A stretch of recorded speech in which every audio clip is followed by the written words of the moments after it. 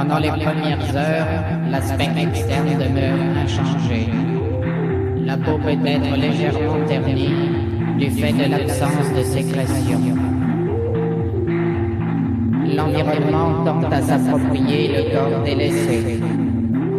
L'immobilité attire une multitude d'insectes. Les vêtements perdent toute identité, redevenant matériaux primitifs. La disposition des objets alentour et dessous sont le fait du hasard. Avec la chaleur, les pores de la peau se relâchent, s'entrouvent. Le corps s'achève. Peu à peu, une évolution s'accomplit. Des phénomènes végétaux se développent en surface. Les tissus se distendent de façon démesurée. Les objets abandonnés sont absorbés, recouverts ou dissous. Lésions plus ou moins profondes dans la chair. Toute cicatrisation devient impossible dès lors. Le cuir des chaussures sèche et se fendille. La forme propre du corps s'étale hors de ses limites. Des lambeaux sont transportés en des lieux plus éloignés avant d'être digérés. La reconstitution peut demander des heures, voire des jours.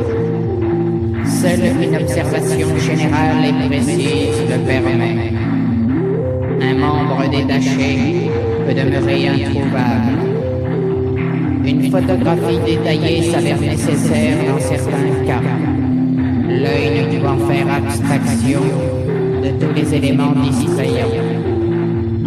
On peut constater une certaine attirance sexuelle pour des parties du cadavre, dont les centres d'intérêt sont éparpillés.